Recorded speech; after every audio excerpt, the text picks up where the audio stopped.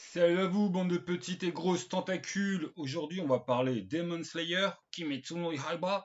En fait, on va parler source d'inspi. Voilà, je vais essayer de faire le format un média, une inspi jeu de rôle. Et puis, on commence par une valeur très très sûre du monde du manga. Hein, si vous appréciez les mangas ou si vos gamins apprécient les mangas, bah, vous ou ils doivent connaître Demon Slayer.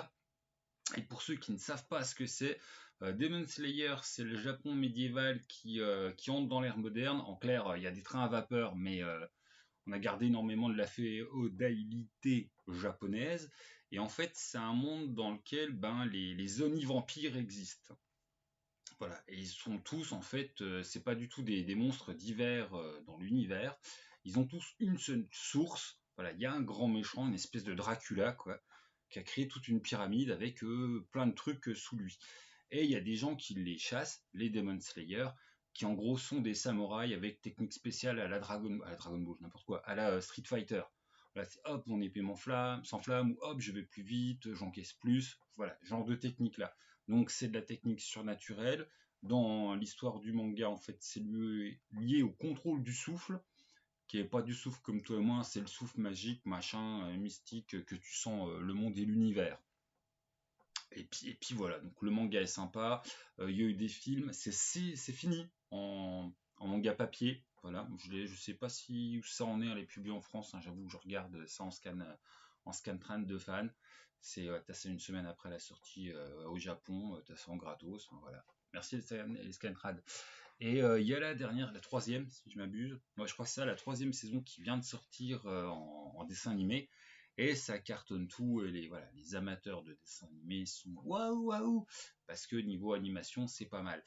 Petit bémol tout de suite, il y a un petit côté casse-pied à la Chevalier du Zodiaque au sens où des fois les combats ça traîne et les personnages ça queen de l'amour du machin que je. Bon voilà, c'est un shonen avec les travers du shonen, le pouvoir de l'amitié et les combats, voilà, des combats qui sont en fait des combats de volonté, hein, plus que des. Enfin, c'est le propre du shonen en fait. C'est pas l'histoire de qui est le plus fort, c'est qui a le plus foi en son indo, sa voix et tout ça. Enfin, des fois c'est qui est le plus fort, mais pas quand c'est le héros. Bon, tout ça pour dire que le succès n'est pas volé et surtout il est facile d'accès, ce qui va vous permettre de découvrir un univers qui en fait est tout à fait du clé en main pour du jeu de rôle.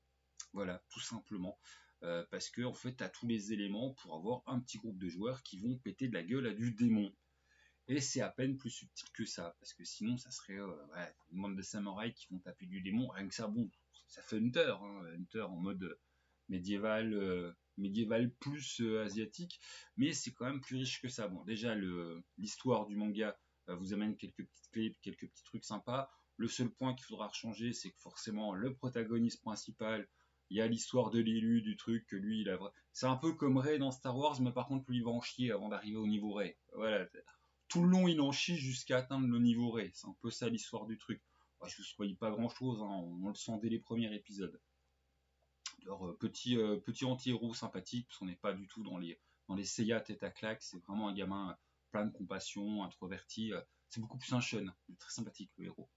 Puis bon, il a sa bande de copains, tout ça.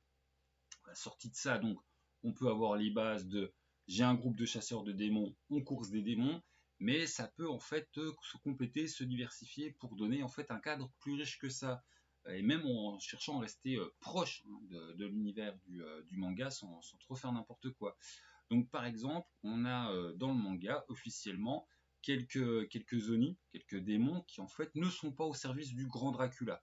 Voilà, il y a une petite technique, faut pas bouffer d'humains. Voilà. Parce que bon, généralement, les démons, ça dépend de l'humain, ça le transforme. Il y en a qui deviennent des monstres assoiffés de sang, d'autres des trucs surpuissants, les lunes. D'autres des trucs qui sont assoiffés de sang débiles, mais quand ils ont bouffé plein d'humains, ils gagnent en puissance, puis ils récupèrent leur intelligence. Et on en a trois dans l'histoire. Enfin, il y en a une qui est dès les premiers épisodes, qui résiste à l'influence de Dracula et qui, du coup, bouffe pas d'humains et est du côté des gentils. Autant vous dire qu'effectivement, dans votre groupe, vous pouvez complètement respecter l'univers de jeu et avoir à la fois des samouraïs chasseurs de démons et un ou deux démons dans le groupe. Voilà, ça respecte le lore. Dans le truc que tu peux avoir aussi dans le groupe qui respecte le lore, tu peux avoir du ninja.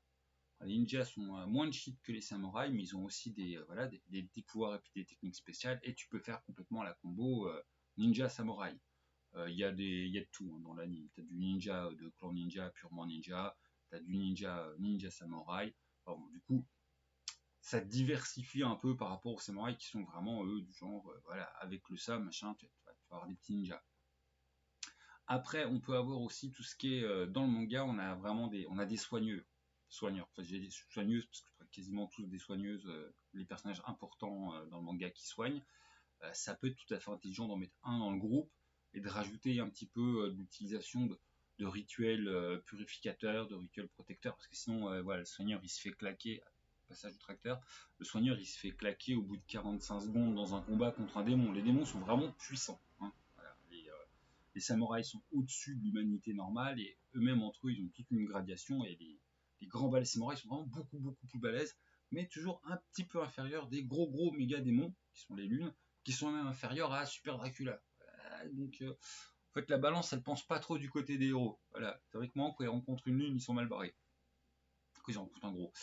Et puis donc j'en étais au médecin et tu peux tout à fait en fait intégrer dans l'équipe un personnage soigneur qui pourra aussi avoir accès par une certaine technique de maîtrise du souffle à plutôt justement des rituels de purification ou le circuitel de protection que comme ça je sauve les civils, enfin genre de trucs. Et tu seras pas la personne à aller au CAC contre le démon. Ou alors ce sera des trucs du genre rituel de soutien des copains ou rituel de paralysie pour 2 rounds sur le méchant, genre de trucs. Ensuite, qui est présent dans l'univers officiel du manga, qui va être un peu plus dur à mettre, c'est les forgerons. Les lames qu'utilisent les samouraïs, c'est pas du tout des armes spéciales, ce qui font que c'est travaillé que par certains forgerons.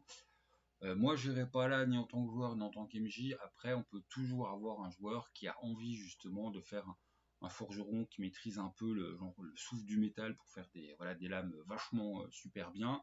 Et qui, vu qu'en plus on est dans le début de technologie au niveau de l'Empire du Japon, des trains à vapeur, je le rappelle, peut avoir des espèces de gadgets steampunk.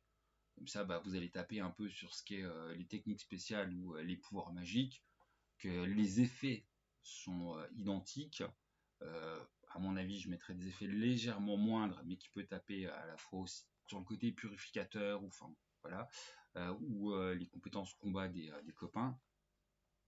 J'aurais pas dû mettre le système à la fin.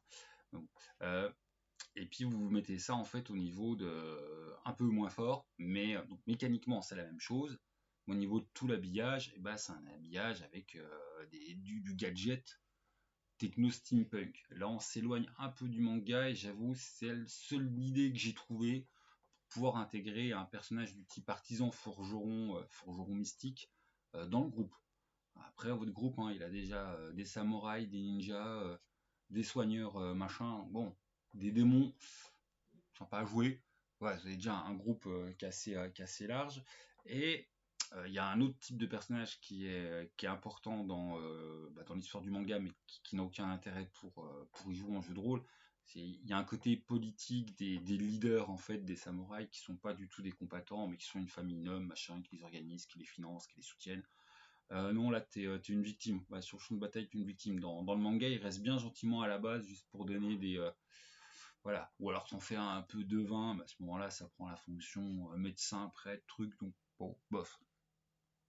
Un truc qui peut être intéressant par rapport au manga, alors, au niveau du manga, quand ils sont envoyés sur une grosse enquête, genre oh il y a plein d'humains qui ont disparu dans le coin et on se dit que c'est un gros monstre, en fait ça va être les samouraïs très supérieurs de la hiérarchie qui sont envoyés avec 2-3 padawans.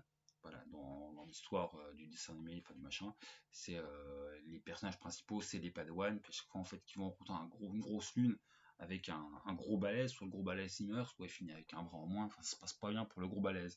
Et ça quelque part c'est assez intéressant ce côté voilà le gros balèze qui accompagne le groupe, en sachant que plutôt que ce soit un PNJ, ça peut être un personnage qui est joué justement par un des joueurs, qui est clairement au-dessus des autres d'un point de vue statistique, des techniques, des compétences, de tout ce que tu veux. Mais par contre, lui, il sait qu'il est le personnage, enfin voilà, Les autres, leur but, c'est finir le scénar et puis apprendre des trucs, puis avoir tué un démon de plus pour se rapprocher du grand Dracula. Lui, c'est voilà, s'il finit vivant, j'allais dire en un morceau, mais non, justement, il finira pas en un morceau. Bah, puis voilà, puis on fait le tour un peu des grands balaises. Je dois pas être très très clair. D'ailleurs, de toute façon, c'est là où on va commencer un peu par les systèmes. C'est le seul truc que je trouve qu'il faudrait rajouter à l'Empire du Cerisier. De toute façon, je trouve qu'on fait voilà, du manga japonisant, machin, un truc médiévalo-japonais, bizarrement, l'Empire du Cerisier, c'est servi sur un plateau, parce que déjà, c'est un système simple pour adapter les mangas, mais là, en plus, enfin, toutes les mécaniques, les outils, enfin, l'Empire du Cerisier, c'est ça, hein, c'est créer ta technique, bah, t'es en semi-freeform avec deux trois tableaux de référence pour faire un truc, enfin, tout il est donné. Les voix des souffles, c'est pareil, enfin, t'as déjà des concepts de voix dans l'Empire des Cerisier. Les prêtresses qui est pure, t'as déjà dans l'Empire des Cerisier. Des eunuques ou des poupées, t'as déjà dans l'Empire. Enfin voilà, hein, c'est servi sur un plateau. Le seul truc qu'il faudrait peut-être rajouter si on part dans le délire que, voilà, que les héros, quand ils montent sur une grosse mission, bah, en fait, l'organisation, elle envoie pas des blaireaux, elle envoie un gros balèze avec de l'assistance pour se dire bon, ils vont peut-être réussir à abattre le démon, quoi. Le but de l'organisation, c'est pas envoyer des aventuriers à l'aventure, c'est de vaincre, voilà, dans la guerre contre les Oni, et déjà les humains sont mal barrés. Bon, et ben, tu fais des concepts de points de destin qui fait que quand un personnage faible, un héros normal joué par un joueur, devrait crever, bah hop, il claque son point de destin, et puis voilà, jusqu'à la fin de la scène, il est machin ensemble, bidule, mais il sera sauvable, il sera pas mort, quoi que disent les dés. Alors qu'effectivement, tu peux en mettre 2-3, hein, vu ce qu'il y a en face. Alors qu'effectivement, le joueur qui joue le méga gros balèze, lui, il a rien. Voilà, lui, s'il y passe, il y passe. Et quelque part, enfin, il y a un côté challenge du coup pour ok, j'ai l'impression beaucoup plus balèze, mais moi je peux bien me faire claquer la gueule. Moi j'ai pas le truc narration, oh point de destin, le karma sauve mes fesses. Non, moi si j'y passe, j'y passe. Et en plus vous respectez l'esprit, voilà, de Demon Slayer, donc c'est pas mal. Et puis ça a du sens, enfin, on va pas se mettre à pourquoi il est important, il est intéressant que Dumbledore meurt dans Harry Potter, bah parce que voilà, on tue pas le père, mais c'est une forme de passage. Voilà, le début de l'âge adulte, c'est important que la figure emblématique, elle y passe. Pourquoi Obi-Wan, c'est important qu'il y passe? Pourquoi c'est important que Yoda, il y passe? Bah, parce que sinon Luke ne peut pas devenir. Enfin bon, là je suis en train d'enfoncer les portes ouvertes, hein. Je pense que voilà, quand t'as passé 15 ans, t'as remarqué que bon, la figure du mentor, à un moment, doit s'effacer, hein. Il y a différentes manières de l'effacer. Enfin voilà, et donc le dernier point, parce que j'avais commencé à blablater, hein, c'est l'Empire des Cerisiers. Tintin, hein, c'est pas le livre de base, mais c'est pour une prochaine vidéo, on va faire du focus. Bah, tout simplement, je trouve que c'est vraiment le truc servi clé en main avec un minimum d'adaptation. Tu prends le background lore officiel de l'Empire des Cerisiers et tu le mets à la poubelle parce que ça n'a pas d'intérêt pour Kimitsu no Yaiba. Mais par contre, tu gardes vraiment le moteur de jeu avec un minimum de modifications, vraiment un minimum. Vraiment très très peu. Tout ce qui est les techniques de sabre, en fait, les techniques de ninja, tout ça, bah, c'est exactement ce que vont faire vont Demon Slayer. Donc youpi. Voilà, youpi. Faudra peut-être juste pour les MJ s'amuser à mettre deux trois petites techniques aussi, hein. Enfin, de se faire plaisir en fait sur ces méchants, pas forcément respecter les méchants de l'anime, et puis de créer son délire de fin sur vu que de toute façon le manga finit avec un truc spécial avec les secrets du méchant, les secrets de la lignée de l'élu du machin. Mais ça c'est vraiment très anecdotique. Je trouve qu'on peut même garder tous les secrets du méchant du truc et en fait, voilà. L'origine du méchant est sympa, juste que par rapport à l'origine du méchant, ils font un petit truc qui font que, bah voilà, on a un gentil qui est plus fort que les autres, qui arrive à lui claquer la tête. Bah là, voilà, vous arrivez à lui claquer la tête. Si vous découvrez vous-même deux, trois trucs de l'origine du méchant, ou si bah, tes persos ils deviennent assez balèzes, puis que par la force du groupe et de l'amitié, et justement en mettant des Oni un peu plus en avant, parce que c'est un des, je trouve scénaristiquement un des petits points dommages du manga en général. Au final, le côté les démons rebelles sont assez sous-exploités. Vous pouvez complètement plus les exploiter, et là on aurait une bonne raison de pourquoi justement les humains même qui ont accès au souffle magique machin, qui ont jamais réussi à battre le méchant, bah, ils arrivent à battre le méchant. C'est que du coup ils sont plus seuls. Ils sont aussi des humains qui justement ont été contaminés, mais ont refusé de perdre leur humanité et qu'ils ont combattu voilà, le grand méchant Dracula. tout simplement. Et c'est servi sur un plateau. Donc si vous aimez l'Empire des Cerisiers, enfin la mécanique de l'Empire des Cerisiers, les jeux à l'Empire des Cerisiers, honnêtement, enfin c'est déjà sur Netflix une bonne partie des Demon Slayer. Il me semble bien il y a les films, machin. Bien, ça se trouve en stream très facilement. Il y a les mangas dans les bibliothèques de France et de Navarre. Enfin, c'est vraiment, il est simple d'accès, Demon Slayer.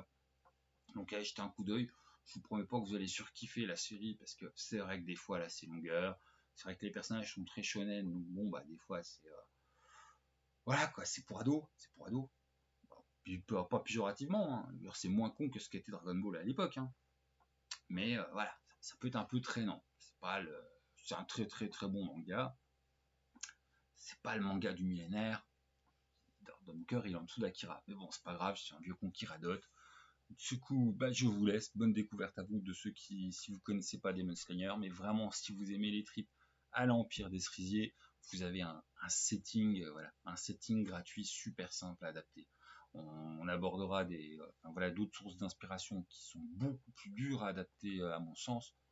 Demon Slayer, là, on commence avec voilà, un truc connu, facile d'accès, facile d'adaptation, avec très très peu de travail pour le MJ. Et bah, si vous faites jouer voilà, des ados, voire des grands adultes, des grands enfants qui aiment beaucoup les mangas, là vous allez leur faire plaisir à vous voir. Là ils vont en manger, ils vont vouloir aller claquer de la lune démoniaque super balèze. Voilà, voilà. Allez, je vous laisse. Et puis bah jouez bien.